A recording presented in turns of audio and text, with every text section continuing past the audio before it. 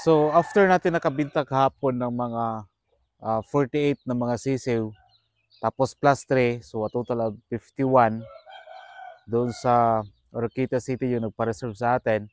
So this time, ito na po yung ating mga sisiw ngayon na naiwan. Marami pa rin sila, halos puno yung ating kulungan at meron pa tayong mga bagong ipupugad at mga almost mga 10 yung naglilimlim po sa atin kasi wala po tayong incubator. So pure hats lang yung ginagamit natin. Yung inahin mismo yung naglilimlim po sa kanilang mga itlog. So ngayon ipakita ko sa inyo yung ating mga sampin, yung ating mga basilan, mga Shamu Asel at mga crossbreed na mga basilan, cross sa isang Shamu Asel. So since malapit naman yung mag 1 month nito kasi yun yung release natin, ipakita po namin sa inyo. So una tayo dito na kulungan, ito may pizza. So matagal pa to, mag 1 month, pero ipakita ko na lang sa inyo. So ito, yung sampin po ito. So yan po yung ating sampin, no? Yung mga sisiw niya is nasa 12. Yan, oh. So yan po. Yung mga sisiw. So 12 yan. So yan po ay pure sampin po yan. At nabili po natin sa isang registered breeder po talaga ng sampin. So galing po yan kay Graceland Farms. So yan, oh.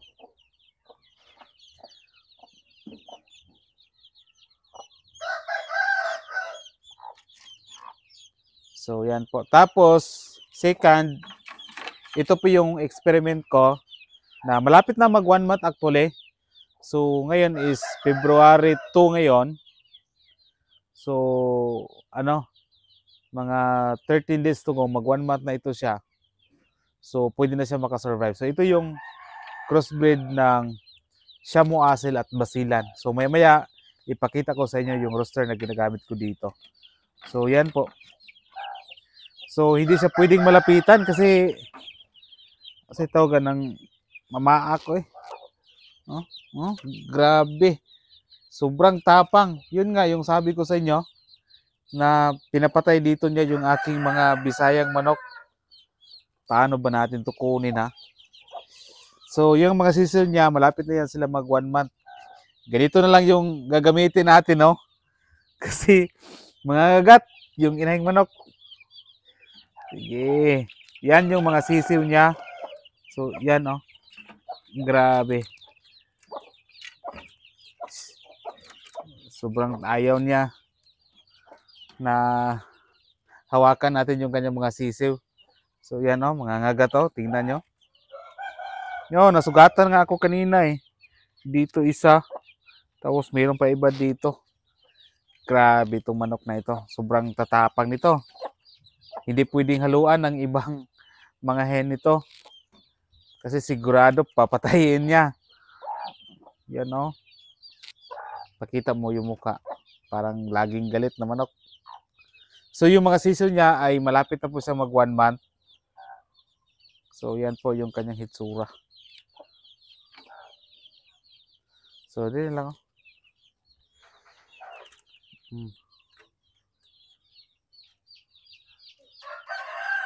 So doon tayo sa kabila. So yan, oh. Kita nyo. Tent yung ating ginagamit para hindi na magastos. So dito isa ay crossbreed po ito siya ng ating, ito basilan to. Pero yung ginagamit ko na tandang nito ay yung Shamu Asel ko. So yan yung kanyang mga sisi, 8 lahat. Buhay. So ganun talaga kapag yung inahin mismo yung mag-alaga sa kanyang mga sisiw, mas mabilis silang lumaki at wala masyadong mamamatay sa kanilang mga sisiw yan, no? So pag 1 month o 3 weeks na nila ay pwede natin silang pakawalan. So yan yung mga sisiw. Basilan cross sa isang Shamu Asel. So not sure if ano kayo maging hitsura nila paglaki nila. So yan mga sisiw, oh. So, yan. Tapos dito banda, wala to, bakante to kasi meron tayong bagong ipupugad ngayon. Actually, dalawa yung ipupugad natin. So, vacant yan siya. So, dito, meron din dito, anim mo. Ito, pure ito na basilan. Hindi ito na crossbreed ng Samoasil, basilan. Hindi, basilan. Talagang ginagamit natin na tandang dito ay yung basilan talaga. So, pure basilan yan na manok. So, yan. Ang pinapakita ko sa inyo ay wala pang nakapareserve niyan. At available din po yan. So, wala pa rin silang mga 1 month. Pero kung gusto nyong kunin sa 3 weeks old, kung alam nyo mag-alaga ng sisiw, okay lang. Pero kung alanganin o kaya gusto nyo nang kunin, baka pagdating sa inyo, matay lang yung mga sisiw, napakasayang. Sayang ang sisiw, sayang din pira nyo. And dito na side, meron din ako dito, oh. Okay to, hindi to mangangagat. Hindi tulad nung isang Samoasil na napakatapang na manok. Ayan, oh. Pure basilan din yan. Ito sila. Yan yung kanyang mga sisiw. Kaya merong parang black. Kasi black na roaster din po yung ginagamit ko. Ayan.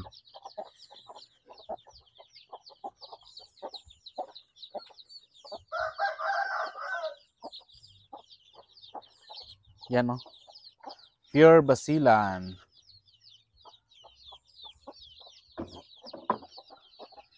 Tapos meron tayo dito something. Malapit na din siya mag 1 month, oh. So kaya meron tayong mga markings sa ating mga manok na may mga pizza. Kasi dito natin ibabase yung mga presyo nila. Dito may sampin tayo na 5. So meron tayong bagong ipupugad din ngayon na sampin. So ihalo natin ito sa iba. Pareho lang naman sila ng pizza. Yung edad nila doon sa kabila. Yan, oh, mga sampin din yan. Kasi 5 lang yan. So, lugi tayo sa panahon kung hanggang 1 buwan dyan siya. So, dapat ihalo natin sa ibang mga sisiw yan. Tapos, last one. Dito pa rin, oh. Another one. Ito yung crossbreed din po sa isang Samoasil at basilan. Yan, mga sisiw na yan, oh. Sisiw pa lang, pero nakitaan na natin silang ang lakas nilang kumain. Yan, oh.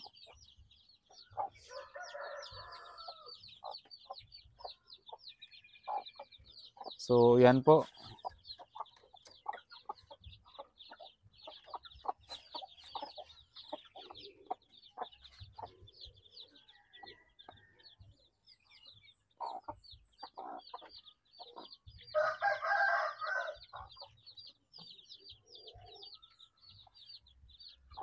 So, dito, 8 lang. 2, 4, 6, ito. 8 nga. Then, ngayon, tingnan natin. Yung isa doon na may yung ipupugad natin ngayon dito sa kabila.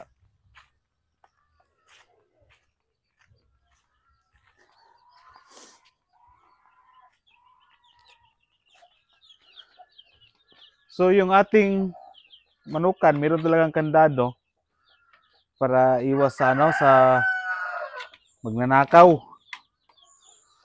Ayan. So dito halos magkamukha lahat ng aking basila, no? Yung mga hitsura ng mga inahin. Kasi isang farm lang din po, kinuha ko ito lahat dati. So yan po, tulad din po sa isa dito, parehas lang na mukha. Yan. Tapos doon sa mga kulungan, nagpansin nyo, ganun din yung mga hitsura. Kasi isang farm lang din yan kinuha ko. So yan, no? Mga sisiw nila. Yan. Bagong pisa lang siguro ito isa ba? Oh, wala ang mata. Uy, gising.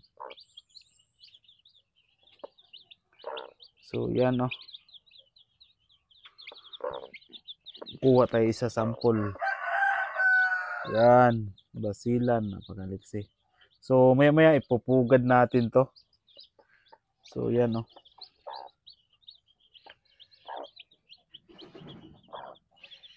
Yan. Ilan ba mga sisiw? Kunin ko nga. Iyan oh. Ilan? 2, 4, 6, 8, 9. 2, 4, 6, 8, 9. So wala na yung ano, yung mga egg cells nila kasi kinukuha ko kasi lalanggamin yung ating mga sisiw. Kaya yan, pag may pipisa, kinukuha ko na.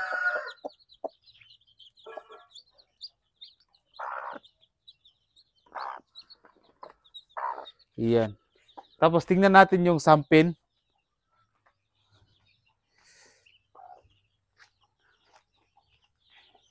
Yung sampin nandito.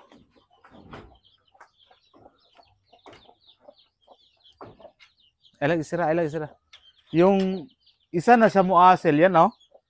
Yung ano, naglilimlim na din po yung ating siya muasel din oh. So actually 13 yung kanyang itlog.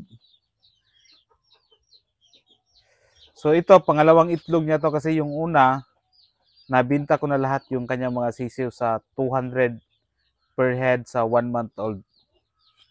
So dito na side, ito yung ating sampin.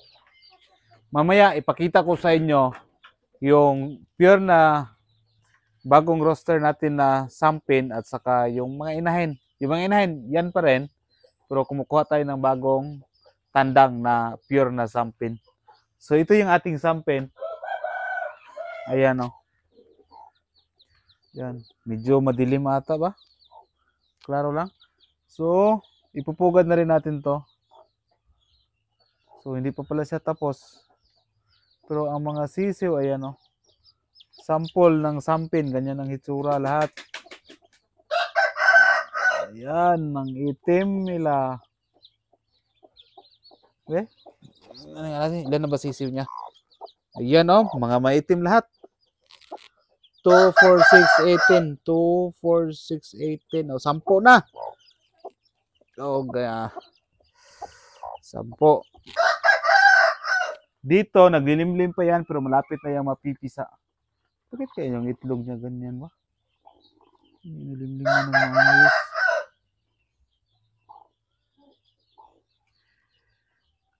Dapat dito. Dapitang ito na siya. Oh. Masyado kasing sobrang flat kasi yung kanyang paitlugan. Kaya gano'n siguro.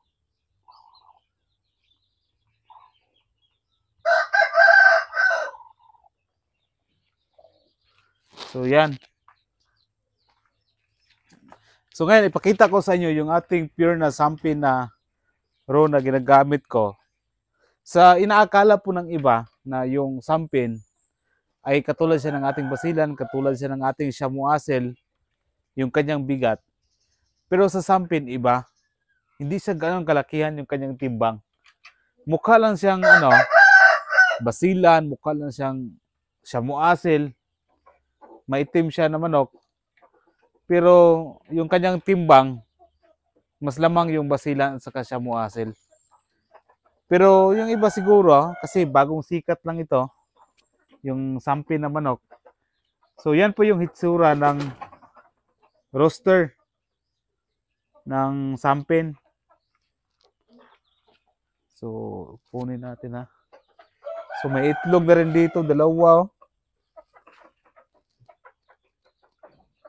May itlog na dalawa. So yan po yung pure na sampin na bagong bili ko na tandang. Yan, hindi natin mahuli siguro yan. Sige nga.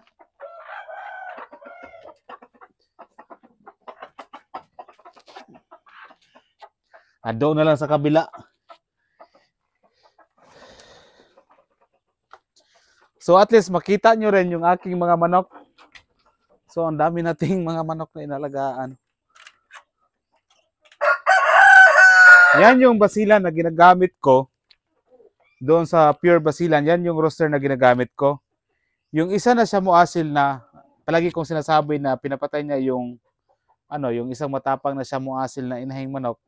Ito din po yung ginagamit ko na roaster. Oh. Yan oh. Kaya merong mga itim na mga sisiw.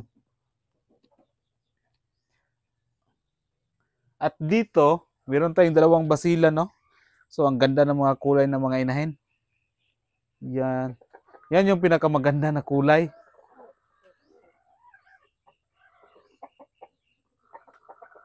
Yan o, naglilimlim na rin yan. Ito din po yung ginagamit ko na roaster. Ito siya.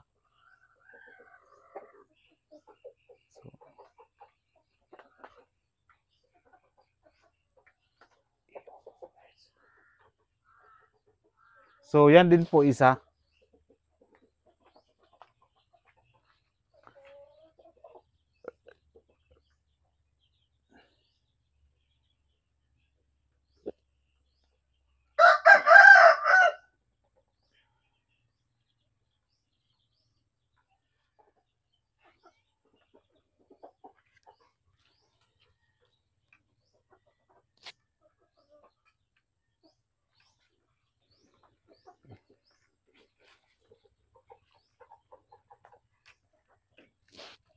So ngayon dito tayo sa ating likod. Yan o. Yan yung Shamu Asel na ginagamit ko. Malaking manok na rin o. Yan o. Yan o. Malaking manok na rin. So yung isa, yung mga sisiw niyan ay kinukuha na. Yan o. Tumitimbang yan ng mga sobra 3 kilos. Yung Shamu Asel na yon. So yan. Halos wala na tayong manok na makikita. So ibig sabihin yan, madali lang nating maibenta yung ating mga manok. Bilis nating na sold out. Ngayon parang namimiss ko ata yung maraming manok dito. Kaso nga lang, may mga buyer talaga na gustong bumili. So hindi natin sila matatanggihan. Kaya actually, it's a good problem yan na hindi tayo nahirapan sa pagbinta sa ating mga manok. Yung iba, nakita natin talagang nahirapan sila magbinta sa ating mga manok. Pero sa atin, always tayo nasa-short sa supply ng ating mga manok. So, sobra 1 year na ata. Hanggang ngayon, kapag makita ko yung may-ari ng restaurant, ako na lang yung umiiwas kasi na isang last year pa nagsabi ako na mag-supply, hanggang ngayon hindi na. Hindi pa ako nakapag-supply kasi nga sa sisi pa lang maubos na, mabinta. So yan. So siguro sa dagdag siguro tayo ng mga inahing manok ngayong 2025. Kasi nga nakita na natin kung gaano ka-in-demand ang mga native chicken ngayon. So continue. So ito yung bagong roaster ko.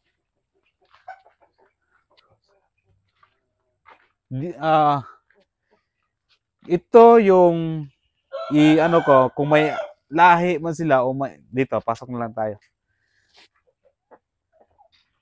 Yung inahin na ito is basilan din to. Napakaganda yung kanyang kulay. The roaster is, I think, hindi na yan siya pure na basilan. Na crossbreed siguro yan sa isang heritage saka sa isang orientals. So, parang kay Manny Piñol, yung manok Pinoy niya, parang ganun yung crossbreed niya. So, dito ako kukuha ng pang-materials sa aking mga manok para gawin ko siguro na pang-katay, yung pang-supply sa ating mga restaurant. Kasi nakakahiya naman na nagsabi tayo na mag-supply tapos wala tayong may binta. Then, nanghihinayang ako minsan sa mga dati kong mga buyer na naghahanap sila ng per kilo. So ngayon, hindi natin sila mabigyan kasi nga mga sisiw yung ating binibinta. So para maging balance, magbinta tayo ng mga sisiw, magbinta din po tayo ng mga per kilo. Per kilo ko dito is 250, siguro nakita nyo naman yon yung 250 na per kilo. So dito, yung mga sisiw nito, hindi ko siguro ibibinta, yung mga lalaki lang siguro, pero kung may mga mga pwede natin gawing inahing manok in the future, yung mga giging anak nila. So, iwan natin para meron tayong pangkatay. Malaki rin yan. Siguro nasa mga almost 4 kilos na siguro yan, no? Tapos bata pa. Ano yan? Bird Plymouth Rock at saka mga orientals na crossbreed siguro yan. So maganda kasi yan kasi nga ang yung heritage na manok ay marami silang mai-produce na itlog. Whereas sa isang inahin na manok na yan, tulad niyan is basilan, hindi sila gaano kadami yung itlog. Isa na experiment lang kung ano yung magiging resulta nila, yung maging lahi nila sa hinaharap, kung marami ba silang mga itlog. So yun ang titingnan natin. Kasi kailangan natin ng manok na malakas mangitlog. So yan, crossbreed natin siya, experiment. Kaya napansin nyo, one-on-one yung breeding natin dito. Kasi dito kukuha tayo ng mga eksperimento sa ating mga manok. Kung maganda ang resulta, maganda ang kalalabasan nito sa ating breeding ng isang crossbreed na oriental at saka sa isang heritage at saka basilan, ay malamang itutuloy natin yan. So actually, may itlog na rin dito. Sobrang laki ng itlog.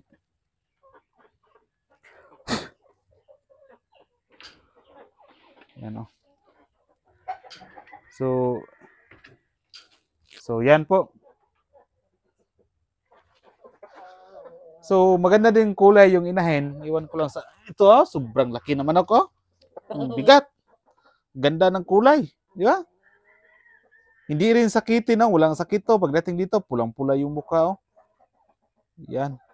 Napakalaking manok.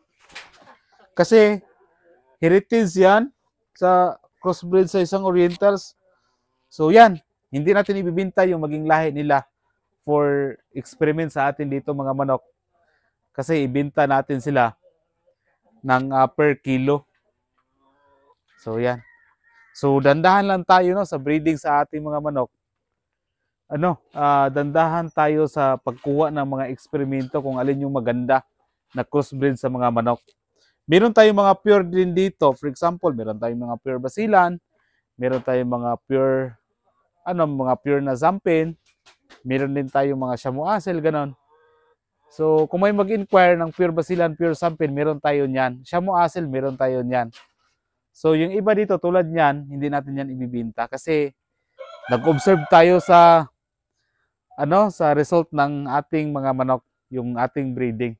So ngayon, ito yung ating sampin, bagong tandang dito. Yan, oh.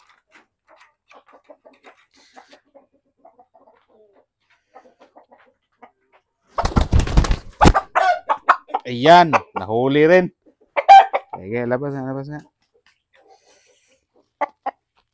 So ito, yung may sugat to kasi nagsabong sila yung sa isa, oh.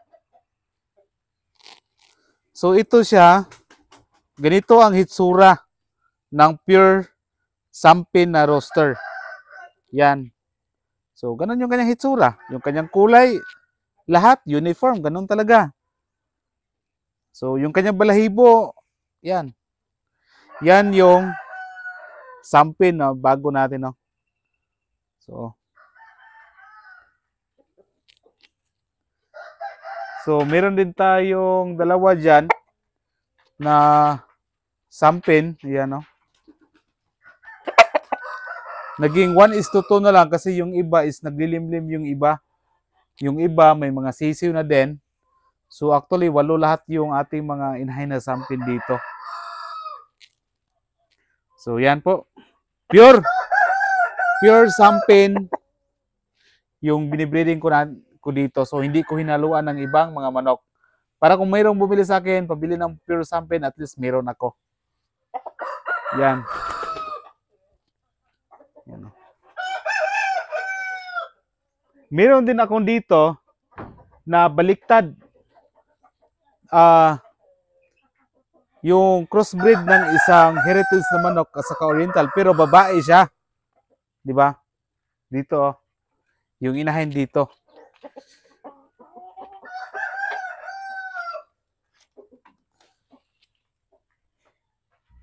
Ito, yan, oh. Ito, crossbreed siya. Yung isa doon, yung tandang na ginagamit natin, crossbreed siya ng heritage sa oriental. So ito, baliktad naman. Hen siya, crossbreed din siya ng oriental at saka yung sa heritage na manok. Yan. So yan, naglilimlim na din to. So ngayon, ito yung ginagamit ko dito na row dito na isang Huluwano or isang Basilan. Actually, pareho lang naman yun sila. So dito ko muna siya nilalagay. Kasi nga, ano to? Ang tawag nito. Yan oh. Ito yung ginagamit ko dyan. So, yan, yung maging lahi nila nito ay hindi ko rin siya ibibinta para at least meron tayong experiment sa ating mga manok. Di ba, sa breeding. Kung alin yung mas maganda. Ako, nasubukan ko na. Maganda ang Basilan. Maganda ang Pure Sampen, Pure Basilan. Ang Shamu Asil, maganda. Pero ito, bago to.